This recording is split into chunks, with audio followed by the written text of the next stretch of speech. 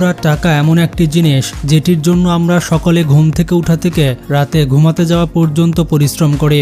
এটি এমন একটি জিনিস যেটি ঘুম থেকে উঠা থেকে ঘুমাতে যাওয়া পর্যন্ত প্রত্যেকটি কাজে প্রয়োজন। কিন্তু আপনি কি কখনো ভেবে দেখেছেন আপনার পকেটে থাকা এই নোটটি আসলে এলো কোথা থেকে? এটি কি শুধু একটি কাগজ, নাকি এর পেছনে লুকিয়ে আছে বিজ্ঞানের এক অবিশ্বাস্য কারিশমা? অনেকেই ভাবেন টাকা বুঝি সাধারণ কাগজের তৈরি, কিন্তু সত্যটা হলো ভুলবশত যদি আপনার শার্টের সাথে টাকা ধুয়ে ফেলেন তবু কেন এটি গলে যায় না। আজকের ভিডিওতে এই সমস্ত রহস্যই উন্মোচন করব। আজকের ভিডিওতে আপনাকে নিয়ে যাব টাকশালে, যেখানে বাংলাদেশে টাকা তৈরি করা হয়, এবং দেখাবো কিভাবে তুলা, লিনেন এবং বিশেষ কালি মিলে তৈরি হয় এই অমূল্য কাগজ যেটা দিয়ে টাকা বানানো হয়, এবং জানবো কিভাবে একটি সাধারণ ধাতুর টুকরো হয়ে ওঠে শক্তিশালী কয়েন। ভিডিওটি শুরু করার আগে যারা চ্যানেলে নতুন দর্শক তারা লাইক দিয়ে দিন এবং সাবস্ক্রাইব করে ফেলুন। টাকা ছাপানোর প্রথম ধাপ কারখানায় নয়, শুরু হয় একজন শিল্পীর টেবিলে। একটি নোটের ডিজাইন তৈরি করতে মাসের পর মাস, এমনকি বছরও লেগে যেতে পারে। কেন জানেন? কারণ এখানে শুধু সৌন্দর্য নয়, প্রধান লক্ষ্য হলো নিরাপত্তা বা সিকিউরিটি। টাকার নকশা এমনভাবে করা হয় যেন তা জাল করা প্রায় অসম্ভব হয়। এই প্রসেসকেই বলা হয় এনগ্রেভিং। শিল্পীরা স্টিলের পাতের উপরে সূচের চেয়েও সরু লাইন কেটে এই নকশা তৈরি করেন। আধুনিক নোটে এমন কিছু গোপন সংকেত থাকে যা খালি চোখে প্রায় দেখা যায় না, যেমন মাইক্রো প্রিন্টিং। ম্যাগনিফাইং গ্লাস ছাড়া এই লেখাগুলো শুধু একটি সরল রেখা মনে হবে। এছাড়াও থাকে বিশেষ কালার শিফটিং ইঙ্ক। আপনি যখন নোটটি নাড়াচাড়া করবেন তখন কালির রং তামাটি থেকে সবুজে বা নীল থেকে বেগুনিতে বদলে যাবে। এই বিশেষ কালি এবং ডিজাইন প্লেটগুলো পৃথিবীর হাতে গোনা কয়েকটি কোম্পানি তৈরি করে থাকে, এবং এগুলো কঠোর প্রহরার মধ্যে রাখা হয়। এখন আসা যাক সব থেকে বড় মিথ বা ভুল ধারণায়। আমরা যাকে কাগজের টাকা বলি তা আসলে কাগজই নয়। সাধারণত কাগজ তৈরি হয় কাঠের মণ্ড থেকে, যা পানিতে ভিজলে গলে যায়, কিন্তু টাকা তৈরি হয় তুলা এবং লিনেনের সংমিশ্রণে। বেশিরভাগ দেশের মুদ্রায় 75% তুলা এবং 25% লিনেন ব্যবহার করা হয়। এই মিশ্রণটি নোটটিকে শক্তিশালী করে। একটি সাধারণ কাগজ কয়েকবার ভাঁজ করলে তা ছিঁড়ে যায়, কিন্তু একটি টাকার নোটকে প্রায় 4000 বার ভাঁজ করার পরে সেটি ছিঁড়তে পারে। এখন আসি নোট তৈরির প্রক্রিয়ায়। তুলা এবং লিনেনের মাধ্যমে যে কাগজটা বানানো হয় সেগুলো একটা মোটা পাইপে জড়ানো হয় এবং সেগুলো ফ্যাক্টরিতে পৌঁছে দেওয়া হয়। এরপর প্রথমে আসি সেই জাদুকরী ছবির কথায়, যা কেবল আলোর সামনে ধরলেই দেখা যায়, যেখানে মহাপুরুষদের ছবি লাগানো হয়, যেটাকে বলা হয় ওয়াটারমার্ক। অনেকেই ভাবেন এটা হয়তো কোনো বিশেষ কালি দিয়ে ছাপানো হয়, কিন্তু শুনলে অবাক হবেন, এতে এক ফোঁটাও কালি ব্যবহার করা হয় না। ভারতের ছবিতে গান্ধীজি আর বাংলাদেশের ছবিতে শেখ মুজিবুর রহমানের যে ওয়াটারমার্ক ব্যবহার করা হয়, এই ছবিটা তৈরি করা হয় একদম শুরুতে, যখন টাকার কাগজটি তরল বা মন্ড অবস্থায় থাকে। মেশিনে ড্যান্ডি রোল নামের একটি বিশেষ রোল থাকে, যার গায়ে আগে থেকে মহাপুরুষের ছবি ছাঁচ বসানো থাকে।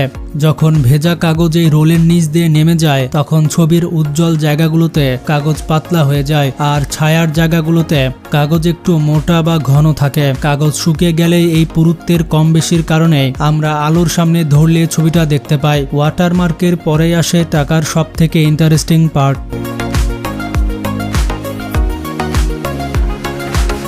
সিকিউরিটি থ্রেড বা টাকার সুতা। খালি চোখে দেখলে মনে হয় সুতাটি যেন কাগজের ওপর দিয়ে সেলাই করে ঢেকে দেওয়া হয়েছে।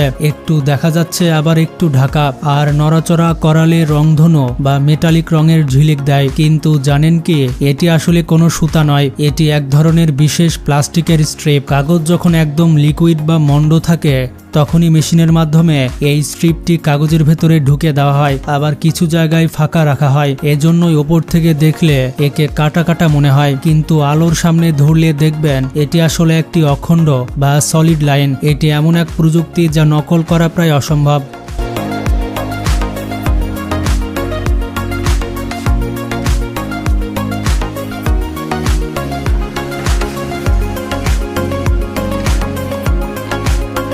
এই কাজটি সম্পূর্ণ হলে অনেকগুলো টাকার কাগজকে একসাথে বান্ডিল করা হয়, এরপর পাঠানো হয় প্রিন্টিং ইউনিট বা ইঙ্কিং সেকশনের দিকে। প্রতিটা শীট গুনে গুনে এবং একদম সঠিক অবস্থানে মেশিনের মধ্যে ঢুকিয়ে দেওয়া হয়। এই অংশটাই ফ্যাক্টরির সবথেকে গুরুত্বপূর্ণ এবং সেন্সিটিভ জায়গা।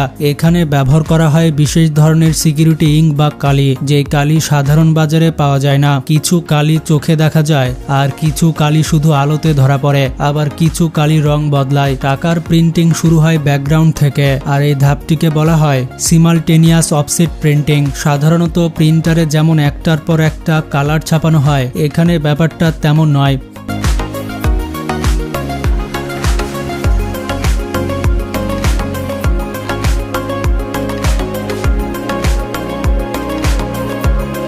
টাকার ব্যাকগ্রাউন্ডে যে জটিল নকশা বা প্যাটার্নগুলো দেখেন, তা এই মেশিনেই ছাপানো হয়। এই মেশিনের বিশেষত্ব হলো এটি একই সাথে নোটের সামনে এবং পেছনের পিঠ ছাপাতে পারে। এখানে রেইনবো প্রিন্টিং টেকনিক ব্যবহার করা হয়। খেয়াল করলে দেখতে পাবেন নোটের এক কোণ থেকে অন্য কোণের রং খুবই স্মুথভাবে মিশে যায়, যেমন গোলাপি থেকে হলুদ বা নীল থেকে সবুজ। এই রংগুলোর মাঝখানে কোনো বর্ডার লাইন বা দাগ থাকে না। এই সূক্ষ্ম কালার গ্রেডিং নকল করা বা জাল নোট তৈরিকারীদের পক্ষে প্রায় অসম্ভব।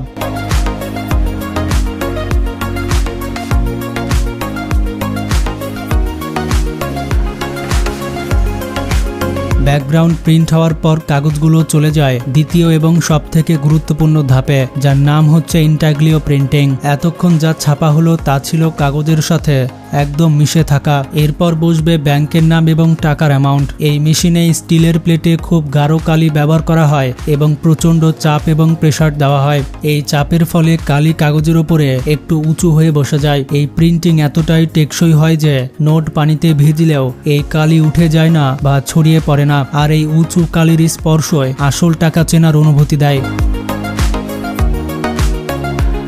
সবশেষে আসে নোটের পরিচিতি বা সিরিয়াল নম্বর। এটি করা হয় লেটার প্রেস পদ্ধতিতে। মজার ব্যাপার হলো ভারতীয় মুদ্রায় দেখবেন এই নম্বরগুলো এক সাইজের হয় না। বাম দিক থেকে ডান দিকে সংখ্যাগুলো ক্রমে বড় হতে থাকে। একে বলা হয় অ্যাসেন্ডিং ফ্রন্ট। প্রতিটি নোটের জন্য একটি ইউনিক নম্বর মেশিনে অটোমেটিক সেট হয়ে যায় এবং চোখের পলকে তা ছাপিয়ে দেওয়া হয়। এই নম্বর প্রতিটি নোটকে আলাদা পরিচয় দেয়। প্রিন্টিং মেশিনের একদম ওপরে বা সাইডে থাকে ইঙ্ক ড্যাগ বা কালির আধার। যেহেতু টাকার কালি খুবই ঘন বা হাই ভিসকোসিটির হয়, তাই এটি পানির মতো গড়িয়ে পড়ে না। অপারেটররা বড় বড় ক্যানিস্টার থেকে এই পেস্টের মতো কালি মেশিনের ড্যাকটে ঢেলে দেন। আধুনিক সুপার সিকিউরিটি প্রেসগুলোতে এখন অটোমেটিক পাম্প সিস্টেম থাকে, যা পাইপের মাধ্যমে সরাসরি মেশিনে কালি পাম্প করে যায়। কালি ড্যাকটে ঢালার পর শুরু হয় আসল ইঞ্জিনিয়ারিং।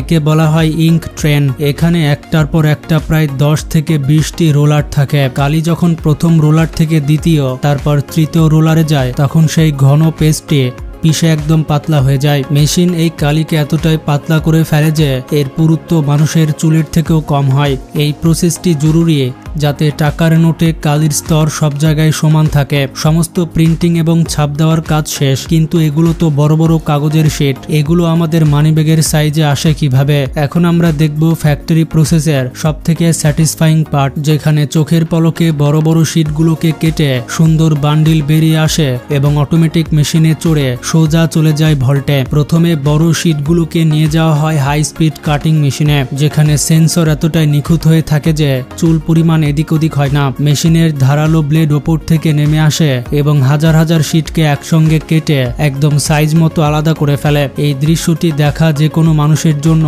অদ্ভুত এবং শান্তির অনুভূতি দেয়। কাটার সঙ্গে সঙ্গে পাঠিয়ে দেওয়া হয় সিল মেশিনে, যেখানে সঙ্গে সঙ্গে সিলও করে ফেলা হয়। কিন্তু কাজ এখনো শেষ হয়নি। ব্যাংক বা ভোল্টে পাঠানোর জন্য এই ছোট প্যাকেটগুলো যথেষ্ট নিরাপদ নয়, তাই 10টি করে প্যাকেট অর্থাৎ 1000টি নোটের একসঙ্গে করে একটি বড় বান্ডিল করা হয়। এরপর সেটাকে মোটা প্লাস্টিক দিয়ে মুড়িয়ে সিল র্যাপ করা হয়।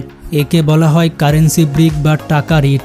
এই প্লাস্টিকের কারণে নোটগুলো বাতাস বা আর্দ্রতা থেকে সুরক্ষিত থাকে। সবথেকে আকর্ষণীয় দৃশ্য হলো এই অটোমেটেড সিস্টেম। প্যাক হওয়ার পর টাকার বান্ডেলগুলো মানুষের হাত ছাড়াই কনভেয়ার বেল্টে ছুটে বসে, যেন এক একটি টাকার নদী বয়ে যাচ্ছে। এই চলন্ত বেল্টগুলো বান্ডেলগুলোকে ফ্যাক্টরির এক প্রান্ত থেকে অন্য প্রান্তে নিয়ে যায়। প্যাক হওয়ার পর টাকার বান্ডেলগুলোকে অনেকগুলো কর্মচারী কনভেয়ার বেল্টে চড়িয়ে দেয়। এরপর যেন একটি টাকার নদী বয়ে যায়। এই চলন্ত বেল্টগুলো বান্ডেলগুলোকে ফ্যাক্টরির এক প্রান্ত থেকে অন্য প্রান্তে নিয়ে যায়। কনভেয়ার বেল্ট থেকে এই বাক্সগুলো সোজা চলে যায় হাই সিকিউরিটি ভল্টে। সেখান থেকেই আর্মোড ট্রাকে লোহার বড় বড় গাড়ি করে টাকা পৌঁছে যায় আমাদের ব্যাংক এবং বিভিন্ন ব্যাংকের শাখায়। তো বন্ধুরা, টাকার জন্ম থেকে প্যাকেট হওয়া পর্যন্ত পুরো জার্নিটা আপনাদের কেমন লাগলো কমেন্টে জানান, আর ভিডিওটি শেয়ার করে সবাইকে জানিয়ে দিন।